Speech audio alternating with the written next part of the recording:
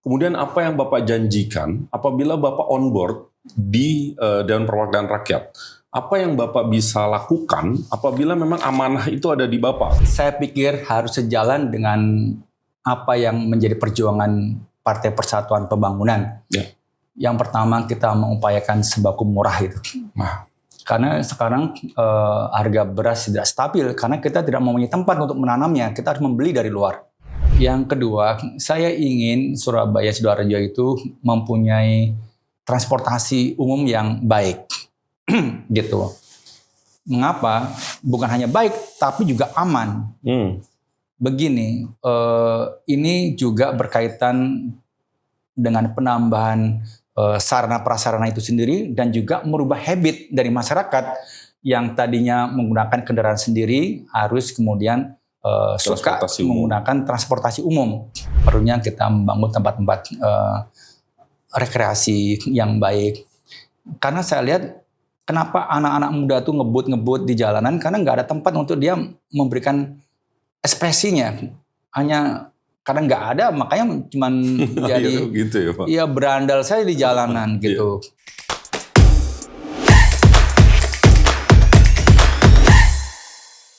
Assalamualaikum warahmatullahi wabarakatuh. Waalaikumsalam warahmatullahi wabarakatuh. Ini kalau lemes-lemes bisa disuruh push up Pak Gamal. Oke teman-teman, terima kasih sudah menyaksikan kembali channel ini di Journey dan kita kembali ingin mengulas profil dari calon anggota legislatif. Kenapa profil harus diulas? Karena kita percaya, kita punya tesis, kita meyakini sebuah premis bahwa politik itu tidak ansih soal gimmick. Politik itu adalah soal visi, soal keresahan, soal cita-cita, hal-hal yang sebenarnya sangat penting bagi perjalanan bangsa ke depan. Dan banyak putra bangsa terbaik sudah berikhtiar masuk ke ruang politik dan tidak jarang sebagainya melompat dari kebiasaan-kebiasaan kesehariannya dan ini untuk mengabdikan dirinya kepada masyarakat. Hadir bersama saya ada Pak Gamal Haryo Putro. Pak Gamal, Assalamualaikum. Waalaikumsalam warahmatullahi wabarakatuh. Pak Gamal nih kalau boleh saya tahu, TNI kan dulu Pak ya? TNI, saya pensiun tahun lalu. Sampai Maijen TNI? Pangkat terakhir Mayor Jenderal TNI. Masya Allah, Mayor Jenderal TNI Purnawirawan Gamal Haryo Putro. Iya. Lengkapnya gitu ya. Masya Allah. Pak Gamal, sekarang Pak Gamal itu ada di Dapil 1. Dapil 1 Surabaya Sidoarjo. Jawa Timur. Jawa Timur, iya. Nomor urut? 1. Nomor urut 1. Wah, jadi kalau teman-teman nih khususnya yang Jawa Timur nggak susah nyari Pak Haryo ya? Iya, nomor setong. Bahasanya setong? Bahasa Maduranya setong. Oh setong. Oh iya. Pak Haryo, pertama-tama saya manggil Pak Gamal. Gamal. Pak Gamal. Gamal itu sebenarnya singkatan. Apa? Gamal tuh kan kami ini keluarga tentara juga. Jadi orang tua saya dulu ABRI. Pas Bapak itu ditugaskan ke Malaysia dalam rangka konfrontasi dengan Malaysia, saya lahir. Maka dikasih kenang-kenangan namanya oleh ibu saya itu Gamal, Ganyang Malaysia. Serius Pak? Serius. Ya kenang-kenangan lah, bukan membenci Malaysia. Itu memento. Dan itu memang suka duka dari anggota TNI itu kan seperti itu. Momentum sejarah tuh. Momentum seperti itu banyak dijumpai. Nah, Gamal Haryo Putro itu adalah Ganyang Malaysia, putronya Hartati dan Suroyo. Jadi itu merupakan suatu kenang-kenangan ketika orang tua saya bertugas dalam rangka konfrontasi. Tapi kemudian kan di belakang hari saya banyak terlibat dalam perjanjian internasional. Ya saya sampaikan Gamal itu adalah mungkin absorpsi dari bahasa Arab. Jamal, orang yang cantik, ganteng, hatinya baik. Nah, insya Allah ini juga akan saya pedomani karena nama itu memang memberikan suatu spirit untuk kita melakukan sesuatu. Kalau enggak kan kita malu dengan nama yang diberikan. Jangan sampai nanti keberatan nama jadinya. Tapi saya justru merasa tadi ya, mungkin ayah atau orang tua Pak Gamal ingin menitipkan pesan perjuangan ya. Bahwa bangsa ini bangsa pejuang begitu ya, sehingga dulu kan proses Ganyang Malaysia itu kan bagian dari visi kepemimpinan saat itu kan. Ya, mungkin itu juga yang ditaruh ya sama orang tua. Pak Gamal, sekali lagi terima kasih. Pak, saya ingin sebenarnya memperkenalkan Bapak kepada pemirsa kita. Tentu sebagian mungkin sudah ada yang kenal Bapak ya, apalagi teman-teman yang ada di Dapil, karena saya tadi sebelum kamera dinyalakan, Pak Gamal udah 5 bulan Pak ya.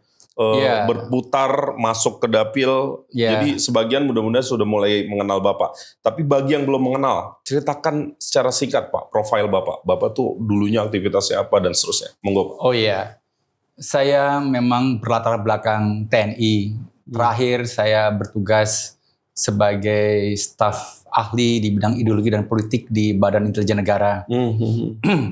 Nah, kemudian tugas terakhir saya itu diminta untuk membina mengasuh asrama mahasiswa Nusantara di Siwalan-Kerto.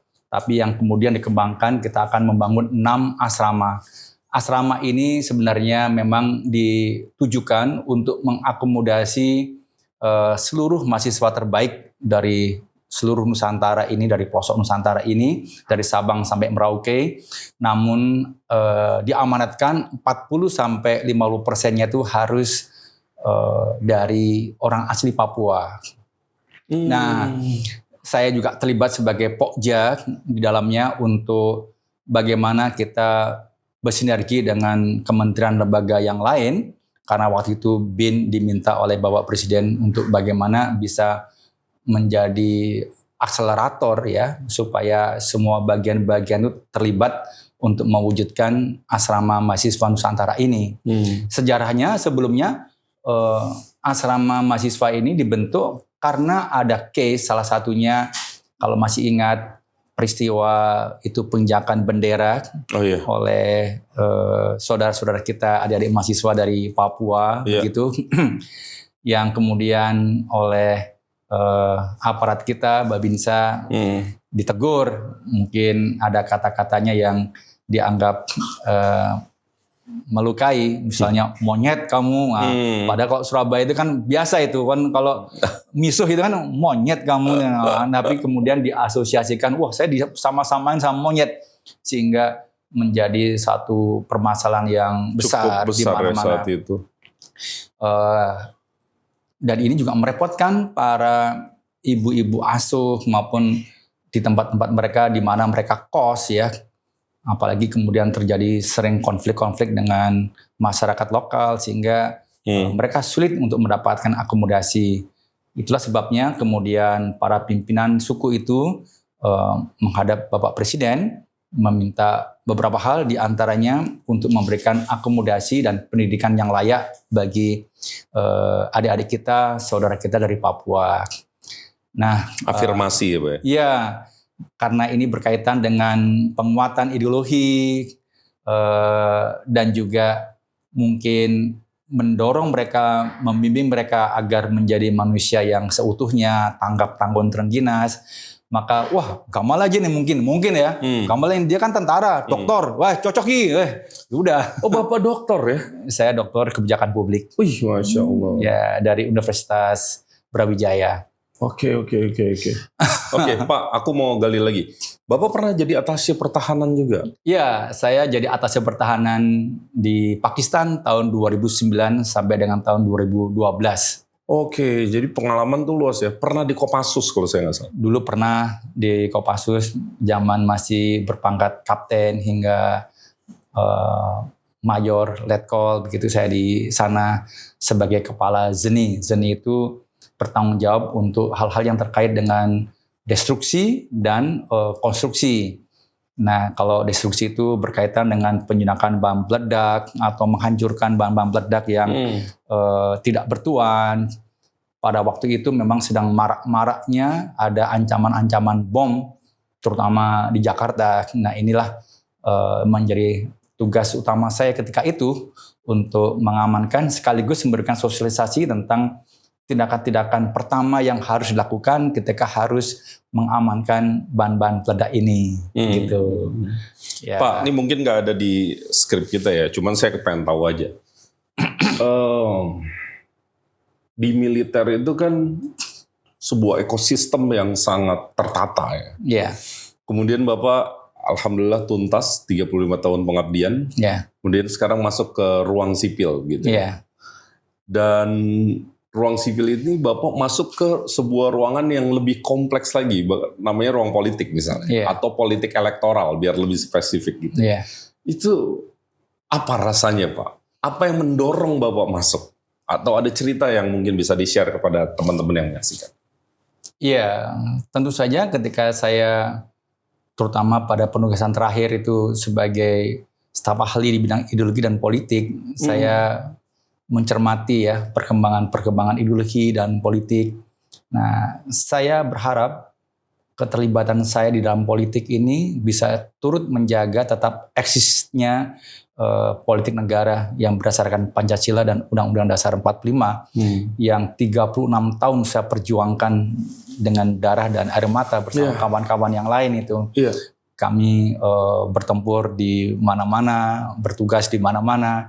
Mudah-mudahan ini bisa kami lanjutkan dalam bentuk yang lain, dalam bentuk hal-hal yang dulu tidak bisa kami lakukan. Sebab kan TNI netral. TNI tidak mempunyai keberpihakan kepada politik tertentu. Namun karena saya beragama Islam, saya ingin juga suara Islam ini mewarnai di dalam perpolitikan kita, tetapi tentu saja Islam yang rahmatan lil alamin.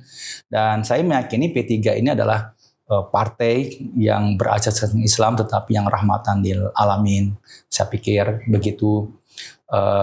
Dan ini bisa kita tawarkan sebagai suatu bentuk Islam moderat yang berisikan orang-orang yang cukup kompeten dan juga orang-orang yang memang berniat mengabdikan dirinya untuk kebaikan bangsa dan negara ini.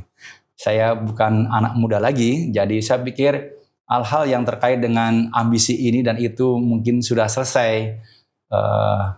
Saya pikir saya ingin mengabdikan sisa hidup saya ini untuk hal-hal yang baiklah untuk bangsa dan negara, mewujudkan cita-cita yang kita inginkan bersama, hal-hal yang dulu mungkin tidak bisa saya kerjakan dan sekarang saya mempunyai kesempatan itu.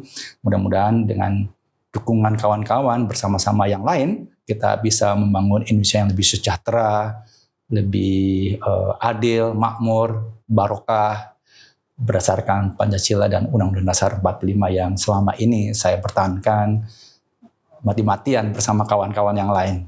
Gitu Mas. Ini mungkin Pak Gamal nggak bisa jelaskan secara detail ya, tapi percayalah kenapa beliau berulang kali bilang ingin berjuang untuk negara yang beliau pertahankan dengan darah, air mata, dan seterusnya. Percayalah itu sebenarnya literally. Maksudnya literally itu yang terjadi. Karena beliau pernah ada di Komando Pasukan Khusus dan banyak rasanya yang saya tahu sedikit ya, banyak operasi-operasi yang tidak bisa dibuka ke publik, tapi namanya Komando Pasukan Khusus itu seringkali sebenarnya berada di medan-medan pertempuran Pak ya. Literally medan pertempuran gitu. Iya. Tapi kebetulan karena saya itu dari Korps Zeni, jadi lebih spesifik untuk tugas-tugas yang berkaitan dengan destruksi dan pembangunan. Ya, Pak. Kalau membangun ya kita ingin membangun suatu komunitas yang lebih baik gitu ya. Saya bukan hanya di pasukan, saya juga ada di satuan-satuan teritorial dan juga menjadi atas pertahanan. Jadi memang penugasan yang beragam ini juga memberikan pengalaman dan pendalaman yang beragam juga kepada saya yang insya Allah mudah-mudahan juga memberikan bekal kepada saya ketika saya diminta berjuang di ranah politik. Hal-hal ini bisa memberikan suatu referensi ya kepada saya. Nah ini sebelum masuk ke materi ini, saya mau tanya satu hal Pak. Kan Bapak kan biasa ya di dunia militer, tadi Bapak punya pengalaman luas gitu. Tiba-tiba masuk ke politik elektoral gitu ya, yang tentu ladang perjuangannya berbeda, tingkat kerumitan dan kesulitannya berbeda. Apa yang Bapak rasakan begitu masuk ke? Ya, memang konsistensi seseorang itu berbeda ketika saya menghadapi orang-orang di luar tentara. Kita itu di tentara memang ditekankan dengan disiplin yang kuat, kemudian bekerja dengan kehormatan sebagai dasar. Kalau di politik tidak semua orang seperti itu, tidak konsisten, kadang-kadang berubah sikap, berubah pandangan dan sebagainya. Namun saya pikir, menurut saya, we have to lead dengan memberikan suatu contoh. By example. By example. Jadi kalau kita selalu memberikan suatu contoh terus, manusia itu kan ada hati ya. Mereka akan tergerak untuk juga melakukan hal-hal yang menurut mereka juga baik. Saya selama memimpin relawan-relawan di Surabaya, awalnya juga mereka tidak bisa disiplin, tetapi alhamdulillah mereka kemudian bisa mengikuti apa yang menjadi pemikiran saya, karena itu memang baik. Disiplin kan tidak harus kaku. Kita disiplin itu dalam arti pekerjaan harus selesai, kemudian inisiatif. Di dalam tentara itu ada namanya mission command, ada juga yang bersifat komando dan pengendalian, tetapi ada juga yang bersifat komando misi. Kalau komando dan pengendalian itu artinya yang Anda lakukan itu harus persis seperti yang saya perintahkan. Karena saya tahu persis bahwa kalau itu tidak lakukan, maka tidak akan sampai pada tujuan. Tetapi ada kalanya, ada situasi yang kita harus mengadopsi sistem yang baru namanya mission command. Mission command itu kita mempunyai suatu misi, kita tahu cara melakukannya. Yang perlu saya lakukan sebagai pimpinan adalah memberikan support, dukungan sebesar-besarnya kepada mereka yang akan bergerak di garis depan. Karena mereka lah yang nanti akan menghadapi permasalahan-permasalahan itu. Kalau kemudian semuanya menunggu dari keputusan pimpinan, akan terlambat. Yang penting di sini ada kepercayaan, trust. Nah, trust itu dibangun karena adanya latihan, karena adanya sharing pekerjaan hari-hari. Sehingga kita saling mengerti tentang apa yang menjadi pemikiran kita masing-masing. Saya sangat meyakini apa yang menjadi pemikiran saya itu sudah dipahami oleh anak buah saya di lapangan. Nah, sehingga ketika mereka menghadapi perubahan situasi, mereka beradaptasi, mereka akan diberikan keleluasaan, tetapi yang tidak bergeser adalah tujuan dari misi itu sendiri. Nah, tugas saya sebesar-besarnya memberikan support, dukungan, apa saja yang bisa saya berikan dukungan itu untuk mereka berhasil melaksanakan tugasnya. Namun pelaksananya monggo dikembangkan. Saya tidak terlalu detail mencampuri karena kita percaya bahwa mereka tidak akan misalnya ngentit atau apa. We have understanding, ada chemistry di situ. Di sini pentingnya suatu interaksi ya antara pimpinan dengan bawahan yang intens supaya ada kesepahaman. Gitu. Saya rasa kepemimpinan ini bagus juga untuk diterapkan bukan hanya di militer tetapi di tempat-tempat lain. Saya setuju Pak, karena jangan-jangan ini akan jadi warna baru ya. Selama ini misalnya organisasi politik misalnya bagi sebagian orang dianggap kurang profesional. Bagi sebagian orang organisasi politik ini kurang terorganisir, kurang manajemen. Nah, saya justru ngelihat kehadiran sosok seperti Bapak ini menarik ya. Kan sedikit banyak pasti akan mewarnai ya, cara berpikir yang sistematis, pola kerja. Karena nih kita nih guys, teman-teman yang menyaksikan ya hari ini, Bapak ini benar-benar hadir tidak hanya on time, tetapi beliau hadir lebih awal dari jam yang ditentukan. Kemudian semua materi itu sama beliau dibaca, kemudian dijawab satu persatu, jadi sangat sistematis gitu ya. Dan bukan tidak mungkin nanti akan ada equilibrium baru begitu ya di Partai Persatuan Pembangunan karena hadirnya sosok-sosok kayak Bapak. Oke Pak, sekarang saya masuk nih satu-satu pelan-pelan ke beberapa aktivitas yang Bapak lakukan. Pak, cerita soal aktivitas Bapak. Ini ada relawan Jenderal Santri, Pak. Yeah. Itu Bapak terlibat di ini ya, relawan Jenderal Santri ini ya? Iya, jadi istilah Jenderal Santri itu memang diberikan oleh relawan-relawan saya. Saya tidak pernah nyantri, tetapi mereka berharap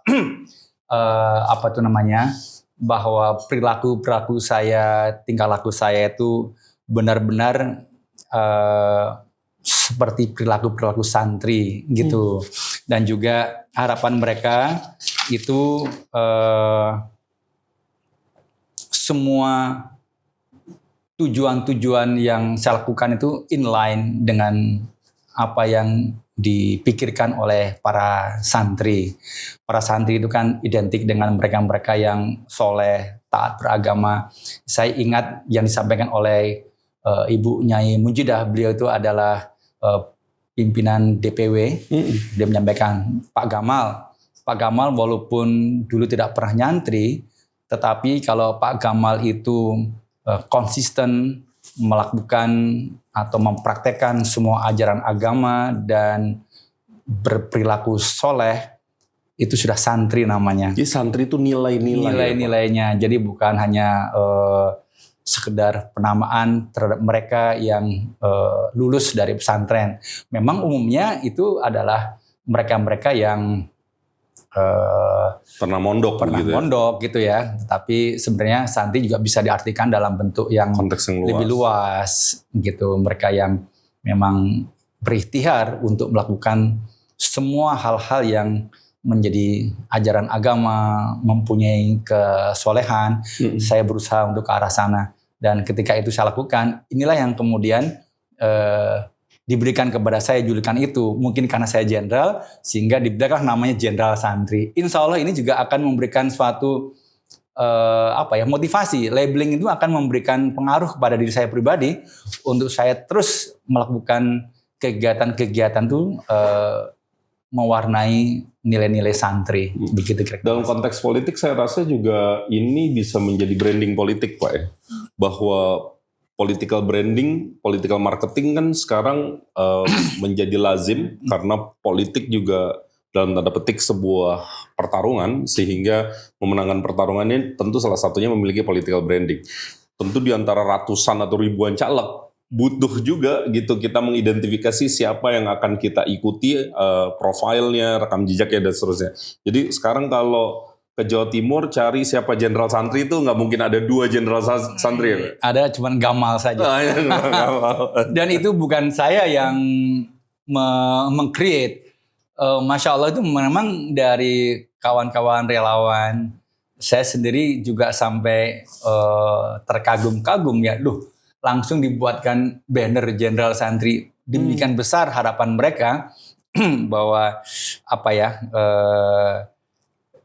perilaku-perilaku saya itu atau tindakan-tindakan saya itu bisa memenuhi aspirasi mereka. Jadi insya Allah ini akan saya terus lakukan. Karena memang santri itu harusnya memang orang-orang yang harus diteladani ya perilakunya. Dan saya ngerasa cocok kok Pak. Branding itu nggak berlebihan tapi itu cocok ke Bapak. Karena part jenderalnya memang itu bagian dari Bapak. Yeah. Santrinya values yang tadi Bapak sampaikan di forum ini. Amin. Dan mudah-mudahan bisa juga mengantarkan Bapak menjadi salah satu yang memenangkan kontestasi ini. Amin. Pak, sekarang masuk ke Dapil 1 Jawa Timur ya. Yeah. Jawa Timur 1 Pak ya. Iya. Itu ada beberapa daerah ya di Jawa Timur 1 itu cukup banyak ya. Daerahnya mana aja Pak kalau Jawa Timur 1 Pak? Itu Surabaya dan Sidoarjo. Surabaya, Sidoarjo. Iya. Dua-duanya dapil yang seru tuh Pak ya. Dua-duanya komunitasnya itu spesifik dan sebenarnya memiliki keunikannya masing-masing, kurang lebih begitu Pak ya. Iya. Selama Bapak masuk 5 bulan Pak, apa yang Bapak temui di sana? Apa keresahan masyarakat di sana yang Bapak jumpa di saat belusuan ini? Iya, kalau di Dapil 1 ini terutama yang menonjol adalah masalah ketenaga kerjaan ya. Kita melihat pengangguran yang cukup besar, pengangguran terbuka maupun setengah menganggur. Oh iya Pak ya? Ya, cukup besar sekali. Ya, ini menjadi tantangan, apalagi kemudian Surabaya dan Sidoarjo ini menjadi sasaran urbanisasi. Jadi semakin ketat persaingan untuk mendapatkan pekerjaan. Nah, itu satu itu. Kemudian yang kedua juga berkaitan dengan masalah kemiskinan. Kemiskinan cukup tinggi. Nah, ini juga karena akses mereka untuk melakukan upaya-upaya perbaikan ekonomi juga belum merata, pembangunan belum bisa untuk semua, belum bisa dirasakan maksud saya. Ada banyak pembangunan, tetapi banyak hal-hal yang bersifat kontradiktif gitu. Di satu sisi perkembangan kemajuan pembangunan demikian tinggi, tapi misalnya di satu sisi lainnya di Sidoarjo ada sekelompok masyarakat bahkan tidak mempunyai jamban. Oh ya? Nah, ini sangat kontradiktif begitu ya. Kontras sekali gitu. Padahal ini kan merupakan hak-hak dasar ya yang harus dipenuhi untuk mereka bisa hidup layak. Dan itu salah satu poin SDGs juga itu, sanitasi dan seterusnya, Pak. Kemudian kemacetannya luar biasa. Di Surabaya kok kemacetannya, Pak? Dua-duanya baik di Sidoarjo juga di Surabaya. Tapi umumnya ada komuter, mereka dari Sidoarjo kalau berangkat kerja pagi-pagi, itu bisa berjam-jam itu macet sekali, sama seperti kayak di Jakarta begitu. Mereka bekerjanya di Surabaya, kemudian bertempat tinggal di Sidoarjo. Mungkin kalau di Sidoarjo kan lebih murah mencari rumah ketimbang di Surabaya, sehingga mereka berakomodasi di Sidoarjo, cari kerjanya di Surabaya. Jadi daerah penyangganya tuh Sidoarjo sebenarnya. Dan pemukiman lebih banyak di Sidoarjo, Pak? Banyak juga di Surabaya, tetapi lebih banyak yang di daerah pinggiran yang berbatasan dengan Sidoarjo. Jadi memang itu bisa disebut Surabaya Raya begitu. Sudah menyatu ini Surabaya dan Sidoarjo ini. Oke. Seperti halnya kita Jabodetabek ya, Pak ya. Begitu. Oke. Lanjut, Pak. Apalagi yang ditemukan, Pak? Kemacetan, juga masalah-masalah lain yang berkaitan dengan kehidupan sosial ya. Saya tidak melihat ada sarana rekreasi, taman-taman yang cukup gitu. Mereka kalau mau rekreasi akhirnya ke mall gitu. Atau agak jauh ke Malang ya, Pak? Iya, ke Malang. Kalau Malang itu setiap malam minggu penuh, luar biasa. Isinya orang Surabaya. Isinya orang Surabaya. Ya, dan lain sebagainya itu ya. Iya. Padahal kita juga melihat ada potensi-potensi yang bisa dikembangkan. Kita punya beberapa pantai yang nanti misalnya itu diperbaiki, bisa menjadi tempat rekreasi yang sehat dan baik, taman-taman untuk mereka bisa berolahraga. Ada museum-museum di Sidoarjo dan Surabaya yang sebenarnya kalau dikelola dengan baik, ini juga bisa memberikan hiburan sehat tetapi juga edukatif ya.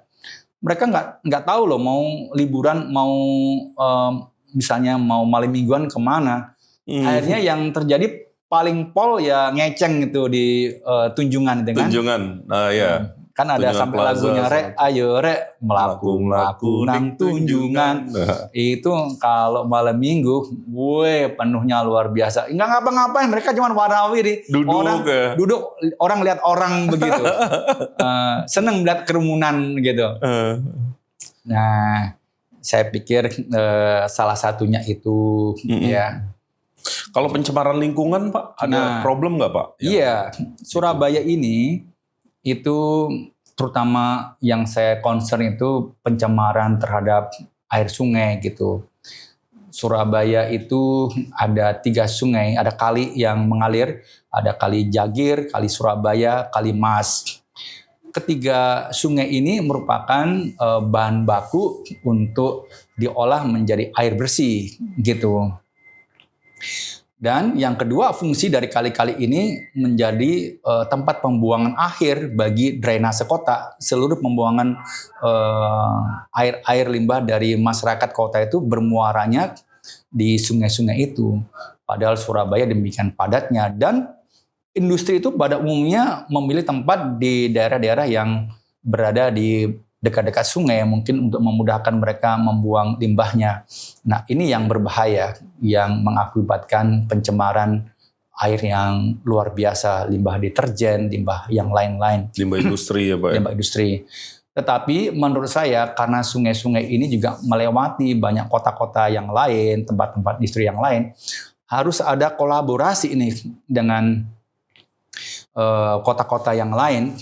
Bagaimana kita mempunyai suatu kebijakan, kemudian gerakan bersama untuk mengatasi limbah ini. Dan yang gak kalah penting juga kita harus membuat tim-tim pengawas supaya limbah-limbah ini nggak semakin pencemari. Bayangkan kalau kemudian semakin tinggi tingkat kontaminasinya, tidak bisa diolah dan itu kita konsumsi sebagai air minum, akan sangat berat. Masyarakat yang jadi korban. Ya, oleh sebab itu kita perlu menggerakkan atau duduk bersama dengan seluruh pemerintah daerah, kota maupun kabupaten, bagaimana kita membuat suatu gerakan bersama. Kemudian jangan lupa juga media. Media ini penting untuk diajak agar bisa mensosialisasikan lebih kuat tentang hal-hal yang menjadi concern kita ini, membina atau mendorong masyarakat tidak membuang sampah, tidak menjadikan sungai itu sebagai tempat pembuangan sampah dan seterusnya. Dan komponen masyarakat sebenarnya mau juga diajak untuk mereka ikut bersih-bersih. Pernah ada program Kali Bersih dan ini kalau dilanjutkan bekerja sama dengan berbagai ormas maupun instansi, TNI pun juga mempunyai program-program yang secara berkelanjutan. Mereka melakukan seperti TMMD dan itu bisa dikolaborasikan. Bisa dikolaborasikan, bisa digabungkan bersama. Iya. Nah, saya meyakini nih, begitu nanti ada hasil, masyarakat itu kok gampang. Begitu lihat ada hasilnya, mereka akan naik semangatnya dan tanpa dikomando mereka akan berlomba-lomba untuk melakukan hal-hal yang seharusnya yang kita sosialisasikan seperti menanam pohon-pohon, mengurangi limbah. Tapi memang untuk masalah sampah ini menurut saya sih ada 3 hal yang harus dibiasakan. Yang pertama, we have to reduce, mengurangi sampah. Sebisa mungkin itu sampah itu dikurangi. Iya. Kan alam itu memberikan apa saja, but if we can control our appetite, alam itu bisa memberikan a free lunch. Tetapi hanya bila kita bisa mengendalikan hawa nafsu kita. Kalau kita bisa mengontrol jumlah sampah, tidak mengeksploitasi terlalu besar, insya Allah ya alam akan memberikan juga yang kita butuhkan. Kalau di mana-mana sampah, mereka nggak bisa menumbuhkan tanaman-tanaman, buah-buahan, ya bagaimana mereka bisa memberikan manfaat kepada kita. Jadi yang pertama itu reduce, yang kedua reuse. Reuse itu menggunakan kembali barang-barang bekas. Kita cenderung habis dipakai dibuang begitu. Apalagi menengah atas tuh Pak. Nah, karena merasa punya daya beli kan. Kayak Mas Nadi nih mobil lecet sedikit dibuang Pak. Gitu ya. Beli yang baru Mas Nadi tuh Pak. Lanjut Pak. Nah, reuse, recycle. Kita olah kembali. Bukan hanya recycle, tetapi sampah kita harapkan bisa diolah menjadi energi, menjadi sesuatu yang berguna. Yang inilah yang harus didorong ya kepada pemerintah daerah melalui kewenangan-kewenangan yang melekat kepada anggota dewan, melalui legislasi, anggaran, dan pengawasan sebagai anggota dewan untuk memastikan program-program dari pemerintah pusat itu sampai kepada yang sudah direncanakan. Oke, Pak Gamal, saya mau tahu Pak, kalau Bapak turun ke dapil, apa yang kira-kira Bapak saya lihat menguasai sekali soal problemnya. Ada masalah urban, ada masalah ketenaga kerjaan, ada masalah limbah dan seterusnya. Berarti Bapak benar-benar turun ke dapil dan menguasai masalahnya. Tapi kan pada akhirnya publik akan tanya ya. Kemudian apa yang Bapak janjikan apabila Bapak on board di Dewan Perwakilan Rakyat? Apa yang Bapak bisa lakukan apabila memang amanah itu ada di Bapak? Karena yang membedakan Bapak saat ini dan di masa depan itu adalah Bapak punya kewenangan kan? Yeah. Ini yang mungkin perlu juga menjadi kontrak politik yang kita taruh di ruang digital sehingga kalau besok-besok Bapak mangkir kita setel lagi Pak. Pak Gamal, kira-kira apa yang Bapak janjikan kepada publik? Iya, saya pikir harus sejalan dengan apa yang menjadi perjuangan Partai Persatuan Pembangunan. Ya. Yang pertama kita mengupayakan sembako murah itu. Karena sekarang harga beras tidak stabil karena kita tidak mempunyai tempat untuk menanamnya, kita harus membeli dari luar. Nah itu bisa dikelola dengan baik dengan mengembalikan zona-zona, jangan sampai zona-zona pertanian yang subur itu kemudian berubah fungsi menjadi tempat-tempat pemukiman. Nah, sudah saatnya kita harus berpikir bagaimana membangun yang vertikal. Ya. Memang itu merubah habit, merubah habit masyarakat, gitu ya. Kemudian pekerjaan yang mudah. Artinya mudah ini mereka harus diberikan bekal dalam bentuk pendidikan dan pelatihan yang cukup sehingga mereka mempunyai suatu skill dan soft skill yang hard skill dan soft skill yang cukup untuk mereka bisa melakukan suatu upaya produksi yang nanti bisa dijual hasilnya. Nah, kalau orang Zeni jago nih. Iya kan, Pak? Orang Zeni itu punya skill dan soft skill harus. Ya, tetapi itu ya memang harus ada pelatihan dan juga didorong terus. Mereka kan kadang-kadang tidak berani melakukan sesuatu karena belum mencoba. Ya. Ini yang harus didorong. Makanya saya membuat konten-konten motivasi ini supaya mereka tidak takut untuk melakukan hal-hal yang menjadi impiannya. Gitu.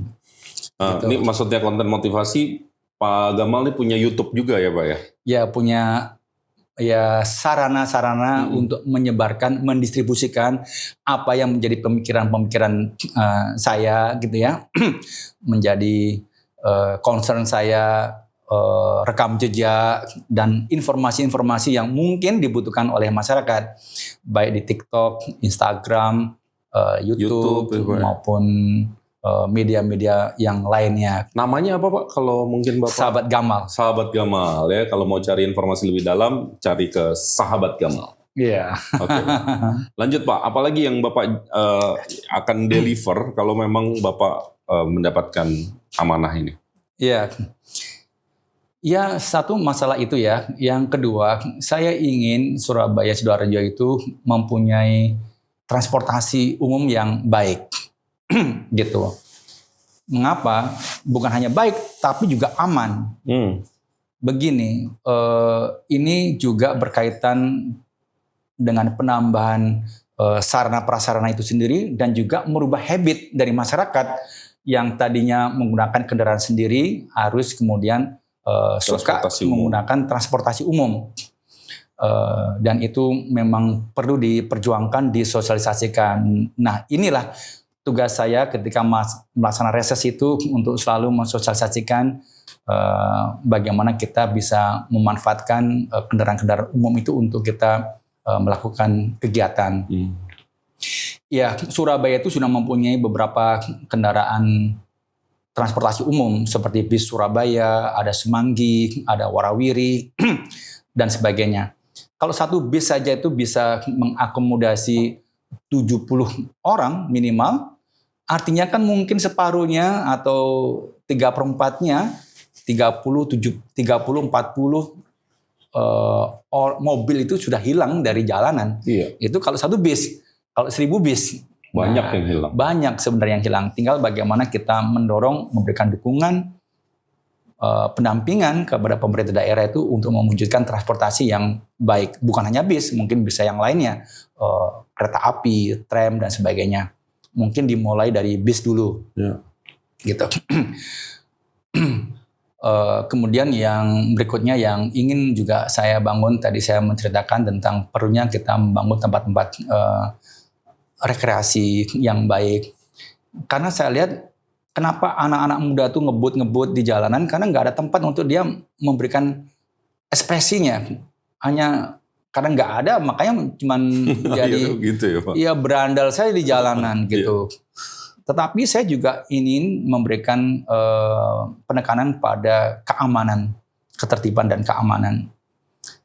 Karena masyarakat Surabaya dan Sidoarjo itu pekerja yang kadang-kadang shiftnya tuh bisa sampai pulang malam, pulang pagi begitu. Nah ini kan mereka kalau pulang sampai jam segitunya nggak aman. Terus bagaimana kita bisa menambah ruang pekerjaan? Sebab shiftnya tuh ada yang shift malam.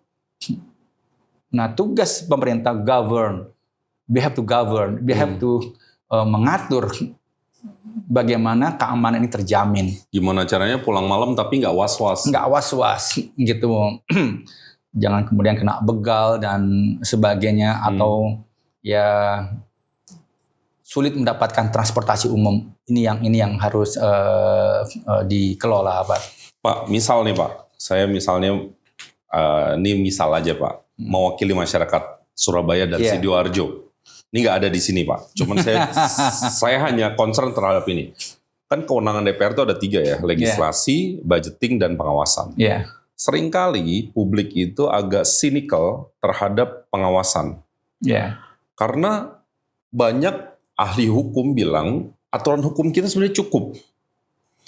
Tetapi pengawasan atau law enforcement-nya kurang. Nah, di ekosistem law enforcement itu kan sebenarnya dari sistem politik ada DPR di situ. Ya kan? Yang memang jadi watchdog-nya publik ya, mewakili kita-kita publik biasa ini. Diwakili oleh Bapak atau siapapun anggota dewannya menjadi watchdog gitu ya, menjadi anjing penggigit kalau misalnya ada yang nakal, kemudian menyalahi abusive dan sebagainya. Karena saya terpikir gini Pak, misalnya soal industrialisasi di Surabaya kan memang ini punya kesejarahan yang panjang soal industri. Tentu itunya harus didukung, kita harus pastikan itu terus berjalan dan produktif menghasilkan banyak manfaat.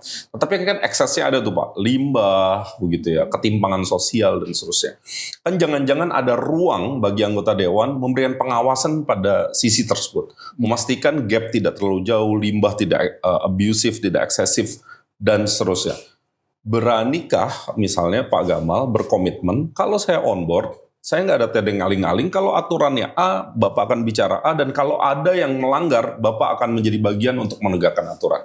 Berani nggak Pak? Jadi begini, menjadi pemimpin itu mempunyai syarat ya. Yang pertama, dia harus secara moralitas baik. Dia harus mempunyai moralitas baik, etika yang baik. Makanya P3 itu saya pilih karena saya anggap mempunyai suatu moralitas yang baik ya. Platformnya baik. Platformnya baik. Yang kedua, dia harus mempunyai ilmu. Kalau cuman baik saja, kemudian tidak bisa mengimplementasikan hal-hal yang seharusnya dilakukan sebagai anggota dewan, ya percuma. Maka dia harus mempunyai pengetahuan, mempunyai skill. Dasarnya kan pengalaman pekerjaan, pendidikan. Nah, saya bukan bermaksud ria, tetapi kan seenggak-enggaknya saya pernah meniti karir di TNI sampai dengan Mayor Jenderal. Saya pernah menjadi pejabat utama di beberapa instansi. Saya juga doktor, gitu. Secara akademis saya mempunyai keterampilan untuk melakukan suatu pembentukan undang-undang, legislasi, dan seterusnya. Mudah-mudahan ini membantu. Yang ketiga juga punya nyali. Harus ini punya penting nyali. nih, Pak. Nah, punya nyali ini apalagi di Surabaya, Sidoarjo, Pak. Harus punya nyali, Pak. Bagaimana ya? Saya tidak bermaksud riak lagi.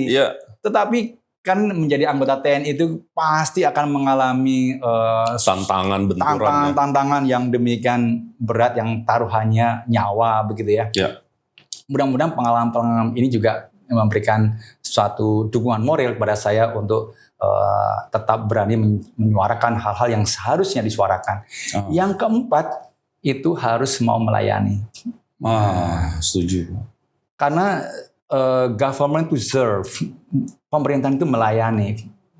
Kebijakan publik itu adalah kebijakan untuk melayani masyarakat, bukan memanfaatkan jabatannya untuk menarik sesuatu dari masyarakat. Itu Bapak berkomitmen, Pak? Insya Allah. Untuk melayani masyarakat? Insya Allah. Bukan melayani ya? Iya, saya sudah selesai, Mas. Apalagi yang saya cari di dunia ini? Usia saya sudah bukan tua ya, tetapi sudah cukup menurut saya. Kalau mau minta ini dan itu nggak akan ada selesainya. Tetapi insya Allah lah, saya pikir enough is enough. There's a time I have to serve. Gitu. Saya mempunyai suatu kebanggaan untuk diceritakan kepada keluarga, kepada teman-teman. Mereka semua kan melihat saya. Beberapa teman-teman saya kan Mas juga kenal. Ada Hikmahanto, ada Pak Mardiono dan sebagainya, banyak lah. Saya pikir mereka bisa ditanya. Yang paling gampang tanya kepada anak buah. Ini dulu Pak Gamal waktu zaman jadi komandan kalian ini gimana? Apakah suka nyolong, korupsi dan sebagainya? Ya silahkan. Mudah-mudahan ya setahu saya berusaha untuk melakukan apa yang menjadi tugas saya dengan sebaik-baiknya. Nih saya mau sharing aja ya buat teman-teman. Ini persepsi saya Pak Gamal. Boleh juga berbeda. Saya tuh menganggap menyampaikan prestasi itu bukan ria dan sombong. Iya. Apalagi di ruang publik seperti ini, justru kita harus bisa memilih orang yang tepat kan. Jadi kalau Bapak tadi sampaikan sudah doktor, kemudian punya banyak sekali pengalaman ya, attaché pertahanan di luar negeri, punya ini, punya itu. Justru itu nggak apa-apa, itu harus disampaikan biar nggak beli kucing dalam karung, Pak. Nggak gitu. Kalau saya, Pak ya, dan itu sama sekali bukan sombong kalau buat saya.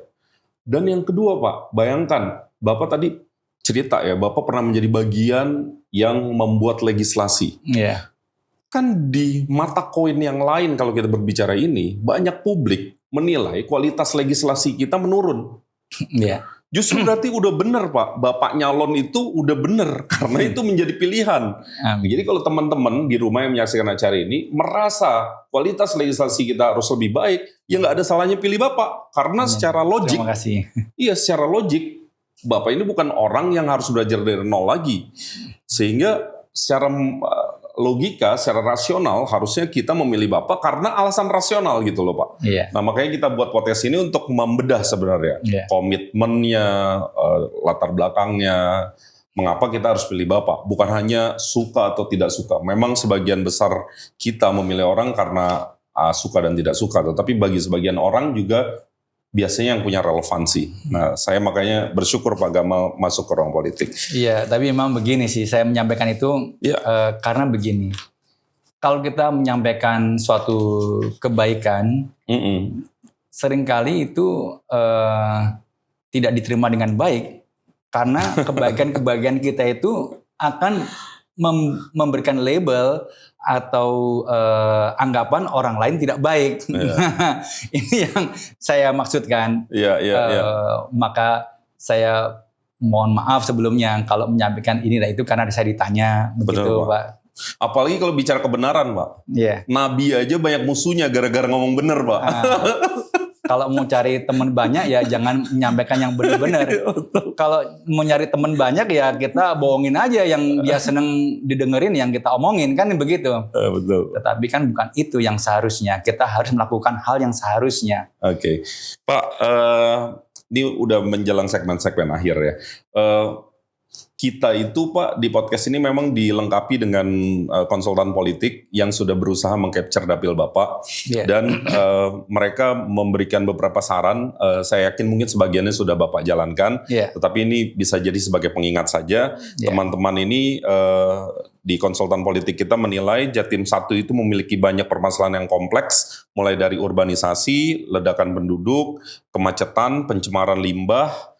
Kemudian ada permasalahan sanitasi, masih ada stunting di beberapa bagian, ada krisis lahan, Bapak tadi sudah mengidentifikasi, kemudian ada pengangguran yang tinggi di Sidoarjo. Kemudian perbedaan masalah yang kompleks juga terjadi di kota Surabaya, Sidoarjo masih cukup besar. Kemudian rasanya ada mereka berpikir ada dua strategi kampanye untuk meraup suara. Untuk generasi muda, Pak Gamal menggunakan kampanye yang melibatkan partisipasi politik di kaum muda. Jadi memang kalau bisa relawan Bapak juga banyak anak muda karena tentu akan semakin relevan ide-ide Bapak dikomunikasikan oleh anak-anak muda yang tahu selera joke anak-anak yang seusianya. Karena ini kan 53-56%. Kemudian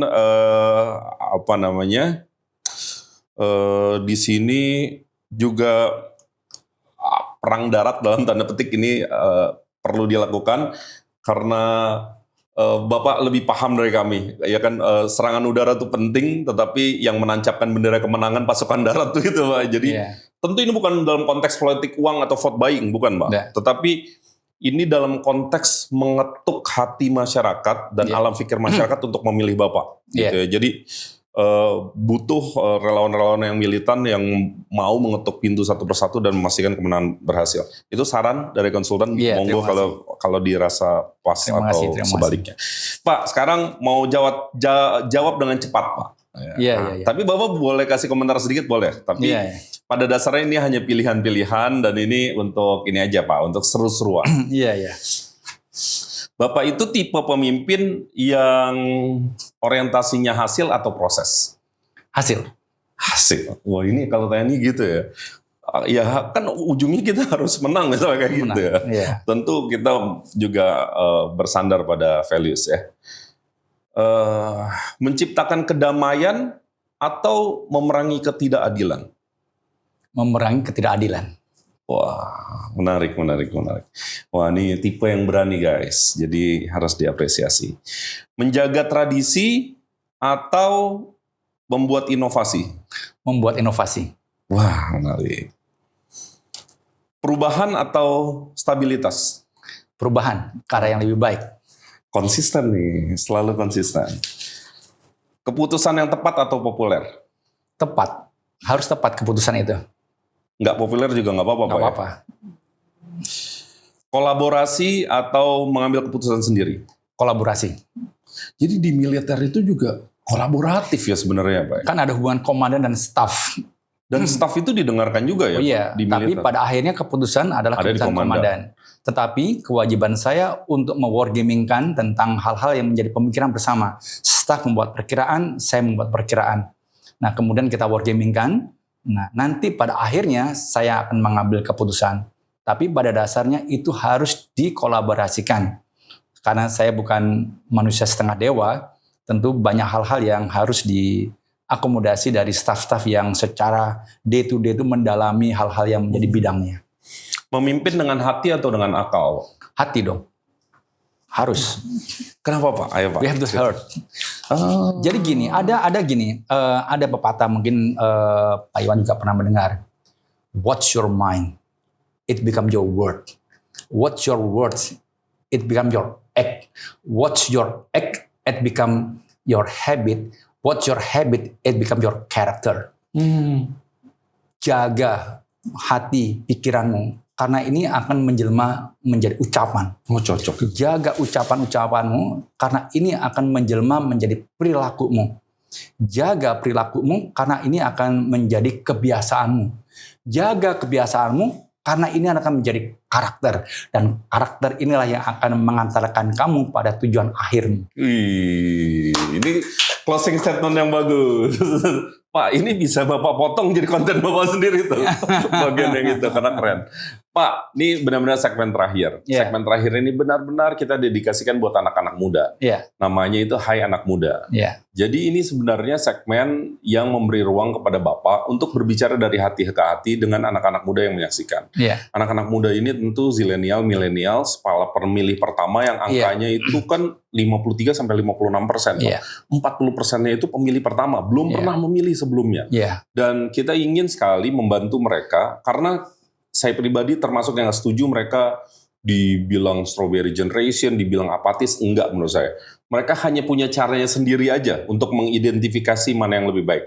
Karenanya, mana tahu mereka nonton podcast kita, segmen ini kami dedikasikan untuk mereka, spesifik untuk teman-teman muda kita. Jadi, hai anak muda, titik-titik-titik. Nah, titik-titiknya tolong Bapak yang isi. Boleh ajakan, boleh himbauan, boleh motivasi, dan seterusnya.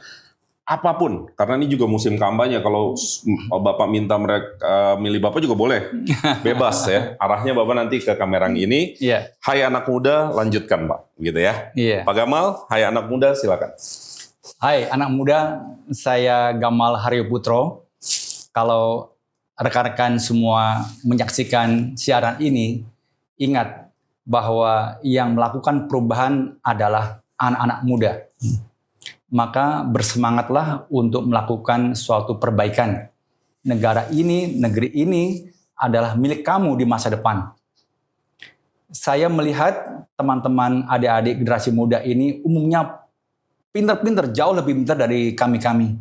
Tetapi ada satu kelemahan yang kadang-kadang harus didorong untuk diperbaiki, yaitu sifat malas. Lawan kemalasan itu dengan disiplin. Karena kalau kamu disiplin, maka sejelek-jeleknya kamu melakukan suatu kegiatan, tetap akan mencapai suatu hasil yang diinginkan. Ada standar. Nah, tidak ada orang yang terlahir hebat. Yang ada itu adalah orang yang gigih. Orang yang gigih melakukan suatu upaya, dia akan sampai pada perjuangannya. Jadi jangan menyerah, istirahat boleh, tetapi never surrender. Harus tetap berjuang, dan melakukan hal-hal yang dianggap baik. Kalah, tidak berhasil, itu biasa. Yang penting berjuang. Karena syarat untuk berhasil itu harus berjuang. Salam sahabat Gamal. Wih. Jadi kalau kalah 7 kali, bangkit 8 kali, Pak ya. Iya. Jadi anak muda terus disiplin, kerja keras, seperti Iya. yang Pak Gamal sampaikan. Pak Gamal, matur nuwun, Iya. sangat terima kasih banyak sudah hadir bersama kami. Doa kami menyertai, Terima kasih. tetap semangat, tetap berikhtiar, masuk ke dapil-dapil, karena sekali lagi ini waktunya perang darat, perang udara terus dilakukan tentu, tetapi di darat itu pasti akan sangat esensial. Terima kasih Pak, sekali lagi sehat selalu, salam buat tim relawan Jenderal Santri yang lain. Terima kasih. sekali Terima lagi. kasih, Pak. Teman-teman, terima kasih sudah menyaksikan. Saya Imam Priyono, pamit. Dan jangan lupa subscribe, like, share kalau menurut kalian konten ini bermanfaat. Jangan lupa buat kalian yang suka dengan Pak Gamal, coblos beliau di tanggal 14 Februari, Jatim 1 nomor 1. Assalamualaikum, sampai jumpa.